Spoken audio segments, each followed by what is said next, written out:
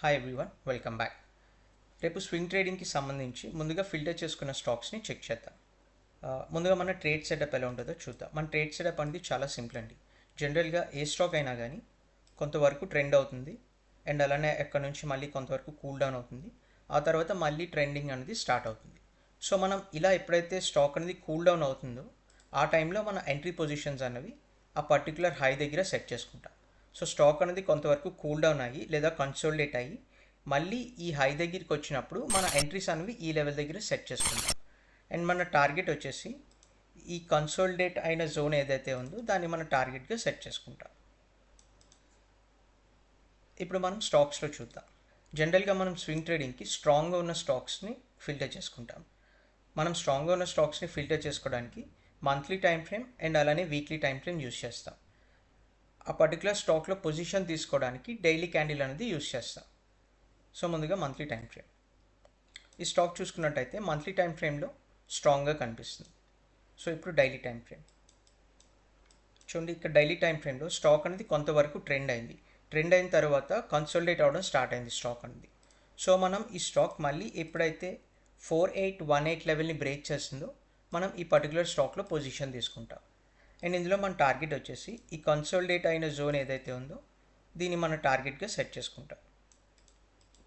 And ఇందులో entry positions చూద్దాం. Entry positions and stop loss అనేది ఎలా తీసుకోవాలో చెక్ చేద్దాం. సో డైలీ క్యాండిల్ అనేది రేపు ఇక్కడ ఓపెన్ అయ్యి కొంతవరకు ట్రేడ్ అవుతుంది. సో మేబీ రేపు ట్రిగర్ అవ్వకపోవచ్చు ఈ ఎంట్రీ అనేది.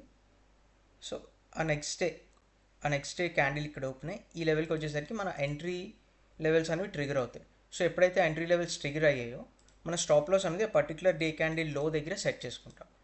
అండ్ టార్గెట్ వచ్చేసి మనం ఇందాక చెప్పుకున్నట్టు అరౌండ్ 5272 లెవెల్ దగ్గర సెట్ చేసుకుంటాం. సో ఇలా మన entry and stop loss levels అనేవి సెట్ చేసుకుంటాం.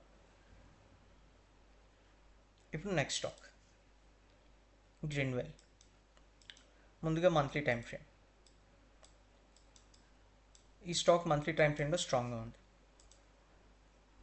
And daily time frame. ఈ స్టాక్ కూడా కొంతవరకు ట్రేడ్ అయ్యి లాస్ట్ 4-5 డేస్గా కన్సల్టేషన్ జోన్లో ఉంది. సో ఈ స్టాక్ మళ్ళీ మనకి ఎప్పుడైతే 2856 లెవెల్ని బ్రేక్ చేస్తుందో మనం ఈ పర్టికులర్ స్టాక్లో పొజిషన్ తీసుకుంటాం. అండ్ మన టార్గెట్ వచ్చేసి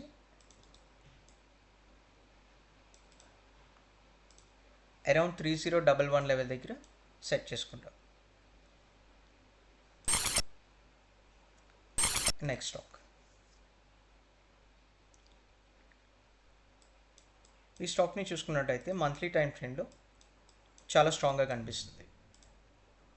అండ్ ఇక్కడ చూసుకున్నట్టయితే ఈ స్టాక్ ఎప్పుడైతే 1430 లెవెల్ని బ్రేక్ చేస్తుందో మనం ఈ స్టాక్లో పొజిషన్ తీసుకుంటాం. అండ్ ఇందులో మన టార్గెట్ వచ్చేసి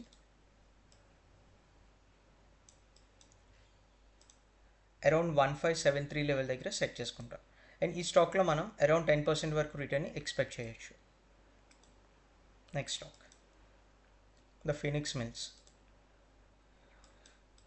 మంత్లీ టైం ఫ్రేమ్లో స్ట్రాంగ్గా ఉంది. సో డైలీ టైం ఫ్రేమ్లో కూడా కొంతవరకు ట్రెండ్ అయింది. ఇప్పుడు కన్సోలిడేషన్ జోన్లో ఉంది, అంటే స్టాక్ అనేది కూల్ డౌన్ అవుతుంది. సో మళ్ళీ స్టాక్ అనేది 3946 లెవెల్ని బ్రేక్ చేసాక మనం ఈ స్టాక్లో పొజిషన్ తీసుకుంటాం. అండ్ మన టార్గెట్ వచ్చేసి ఈ కూల్ డౌన్ అయిన జోన్ ఏదైతే ఉందో దాన్ని మన టార్గెట్గా సెట్ చేసుకుంటాం. సో మన టార్గెట్ వచ్చేసి అరౌండ్ 4360 లెవెల్ దగ్గర సెట్ చేసుకుంటాం. అండ్ ఈ స్టాక్లో మనం అరౌండ్ 10% వరకు రిటర్న్ని ఎక్స్పెక్ట్ చేయొచ్చు. ఇంకా లాస్ట్గా కొచ్చిన్ షిప్ యార్డ్. ఈ స్టాక్ కూడా మంత్లీ టైం ఫ్రేమ్లో చాలా స్ట్రాంగ్గా ఉంది. అండ్ ఇప్పుడు డైలీ టైం ఫ్రేమ్ చూడండి. ఇందులో కూడా స్టాక్ అనేది కొంతవరకు ర్యాలీ చేసింది. ఇప్పుడు కూల్ డౌన్ అవుతుంది, అంటే కన్సోలిడేట్ అవుతుంది స్టాక్ అనేది. సో ఈ స్టాక్ ఎప్పుడైతే మనకి 2428 లెవెల్ని బ్రేక్ చేస్తుందో మనం ఈ స్టాక్లో పొజిషన్ తీసుకుంటాం. అండ్ ఇందులో మన టార్గెట్ వచ్చేసి అరౌండ్ 2750 లెవెల్ దగ్గర సెట్ చేసుకుంటాం.